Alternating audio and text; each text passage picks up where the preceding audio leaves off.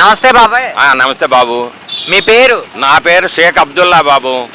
ఏం పని చేస్తారు? నేను కూలి పనే. ఏం పని ఏముంది, కూలి పనే. ముసలోళ్ళం ఏం పని చేస్తాం నాన్న, ఏం పని లేదు. ఏదో ఆ పెన్షన్ వస్తుందా, ఆ పెన్షన్తోనే బతుకుతున్నాం. మా ఆవిడకి బీపీ, షుగరు, గుండె జబ్బు అన్నీ ఉన్నాయి. వచ్చే పెన్షన్ ఆ మహానుభావుడు తీసి పారేసి వెళ్ళిపోయాడు. ఇప్పుడు వీళ్ళు పెడతారేమోనని ఎంతమందిని అడిగినా కానీ ఎవ్వరు ఏం మాట్లాడట్లా. ఇప్పుడు ఇదిగో ఆయనతోనే చెప్పాను. ఇప్పుడు మరి ఏం చేస్తారో ఏం సంగతో. మా ఆవిడకి ఒక్క జబ్బు కాదు, షుగర్ ఉంది, బీపీ ఉంది, గుండె జబ్బు ఉంది, అన్నీ ఉన్నాయి. ఆ మహానుభావుడు ఎట్నో ఆ చంద్రబాబు నాయుడు వచ్చి మాకు ఏదో రూపాయి ఇస్తున్నాడు కాబట్టి వాటితోనే మేము జీవిస్తున్నాము. మరి లోకేష్ దగ్గరికి వెళ్దామని అంటే మేము ఎక్కడ వెళ్ళగలం బాబు? వెళ్ళగలమా మేము లోకేష్ దగ్గరికి? మరి మా బాధలన్నీ ఆయన అర్థం చేసుకొని వచ్చే పింఛన్లు, తీసేసిన పింఛన్లు మళ్ళీ చేస్తాడని కొండంత ఆశతో ఉన్నాం మేము. ఎలా ఉంది మీకు? గతంలో పాలన బాగుందా, ఇప్పుడు ప్రస్తుతం ఉన్న చంద్రబాబు గారి పాలన బాగుందా? ఇప్పుడే బాగుంది మాకు. లోకేష్ గారు, చంద్రబాబు, పవన్ కళ్యాణ్ గారు, బీజేపీ వాళ్ళు వచ్చిన తర్వాత ఇప్పుడే బాగుంది మాకు.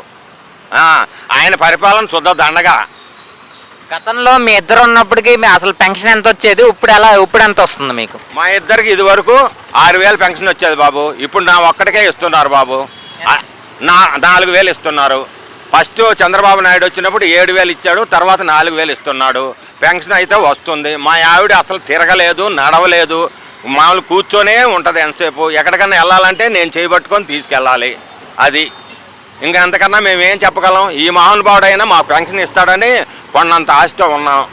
గతంలో 3,000ని 4 విడతల కింద పెంచారు కదా, ఇప్పుడు చూసుకుంటే 4,000 ఒకేసారి సింగిల్గా వేస్తారు. మరి ఏమంటారు దానికి? ఏమంటారో సంతోషపడుతున్నాం. 4,000 వస్తున్నాయి అంటే ఏం తక్కువ? ఆయన చేసిన పని ఏం చిన్న పనే.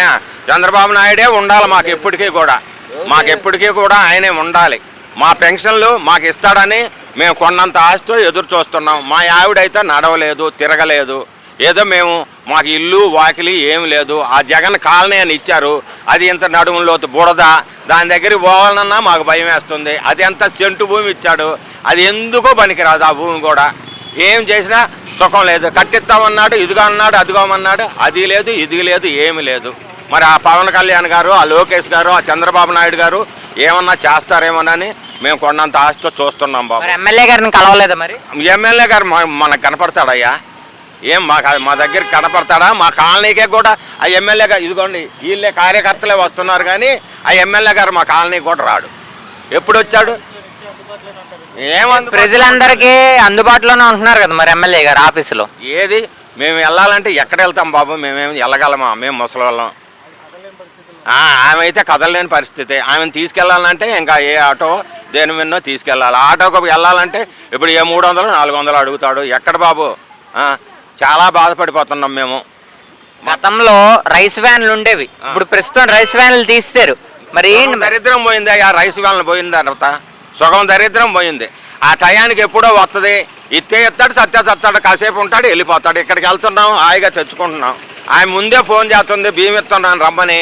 అక్కడికి వెళ్తున్నాం, తెచ్చుకుంటున్నాం, బియ్యం ఇస్తుంది. ఇంకా నెల ముందే ఇచ్చేశారు మాకైతే. 65 సంవత్సరాల వాళ్ళకి నెలకు ముందే ఇచ్చేశారు. గతంలో వాలంటీర్స్ పరిపాలన బాగుందా, లేదు ఇప్పుడు సచివాలయం సిబ్బంది పరిపాలన బాగుందా? ఇదివరకు వాలంటీర్ ఏముందా? వస్తారు, చూస్తారు, వెళ్ళిపోతారు. ఇక్కడికి అవసరమైతే సచివాలయానికి వెళ్తాం, ఏదన్నా సమస్య ఉంటే మేము చెప్పుకుంటాం. వాళ్ళైతే చెప్తారు మాకు ఏదో ఒకటి.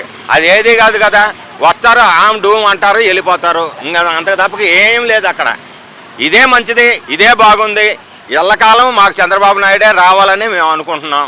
ఎవరెన్ని అనుకున్నా సరే మాకు మా ఆవిడకి పెన్షన్ ఇస్తారని కొన్నంత ఆశతో ఎదురు చూస్తున్నాం. ఆమె అయితే నడవలేదు, మంచానికే పరిమితం.